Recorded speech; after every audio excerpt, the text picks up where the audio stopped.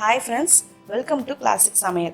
இன்னைக்கு நாம weight lossக்கு ரொம்ப அத்தியாவசியமான ஒரு ரெசிபி பார்க்க போறோம். என்னன்னு பாத்தீங்கன்னா முளைக்கட்டிய தானியங்களுடைய கலவை. அதாவது ஸ்ப்ரவுட் சாலட்.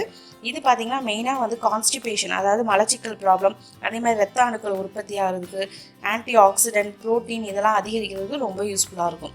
இது செய்யறதுக்கு இங்க நான் பாத்தீங்கன்னா பச்சை பயிறு 1 கப் நான் முளைக்கட்டி எடுத்து வச்சிருக்கேன். இந்த பச்சை பயிரை அப்படியே ஆட் பண்ணால் சிலருக்கு செரிக்காதமாங்க. ஸோ இதை நம்ம லைட்டாக பிளான்ச் பண்ணி ஆட் பண்ணும்போது உங்களுக்கு டைஜஷனுக்கு ஈஸியாக இருக்கும். ஸோ நல்லா கொதிக்கிற தண்ணியில் இந்த மாதிரி முளை கட்டின பச்சை பயிரை ஆட் பண்ணி ஒரு 10லேருந்து 15 நிமிஷத்துக்கு க்ளோஸ் பண்ணி விட்டுற போகிறேன். இந்த சூட்டில் அது கொஞ்சமாக வெந்திருக்கும். அந்த மேல் தோல் சாஃப்டான வர அளவுக்கு உங்களுக்கு வெந்திருக்கும். ஸோ பார்த்தாலே உங்களுக்கு தெரியுது பாருங்கள்.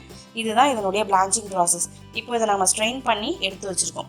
இந்த பிளான்ச் பண்ண பச்சை பயிரை ஒரு பவுலில் மாற்றிக்கலாம்.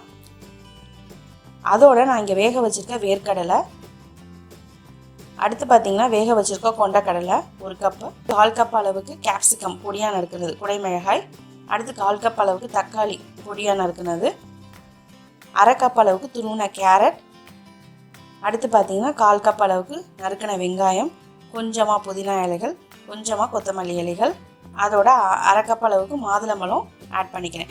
ஆட் பண்ணிவிட்டு இதுக்கு ட்ரெஸ்ஸிங் பண்ணுறதுக்கு இங்கே நான் கொஞ்சமாக பெப்பர், அதோட உப்பு கொஞ்சம் ஆட் பண்ணிக்கிறேன். அடுத்து பார்த்தீங்கன்னா கொஞ்சமாக எலுமிச்சம்பழச்சாறு விட்டுக்கிறேன். நார்மலாக பார்த்தீங்கன்னா ட்ரெஸ்ஸிங்கில் olive oil, mayonnaise, chaat masala அதெல்லாம் யூஸ் பண்ணுவாங்க. பட் இதுக்கு அந்த மாதிரி எதுவுமே யூஸ் பண்ணாமல் ரொம்ப சிம்பிளாக செஞ்சுருக்கேன். இங்கே நான் ஆலிவ் ஆயிலுக்கு ரீப்ளேஸ்மெண்ட்டாக 1 டீஸ்பூன் அளவுக்கு தேங்காய் எண்ணெய் ஆட் பண்ணிக்கிறேன். அது ஒரு நல்ல ஃப்ராக்ரன்ஸை கொடுக்கும், ரொம்ப டேஸ்ட்டாகவும் இருக்கும்.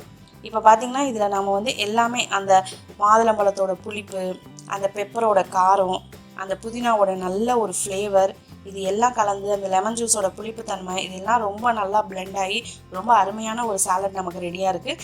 இது நீங்கள் காலையில் அல்லது ஈவினிங் ஏதாவது ஒரு வேளை டெய்லி எடுத்துக்கிட்டீங்க அப்படின்னா கண்டிப்பாக உங்களால் சீக்கிரமாக வெயிட் லாஸ் பண்ண முடியும். அது மட்டும் இல்லாமல் டயபெட்டிக் பேஷண்ட்க்கு இது ஒரு நல்ல நியூட்ரிஷனல் ப்ரோட்டீன் ரிச் ரெசிபி.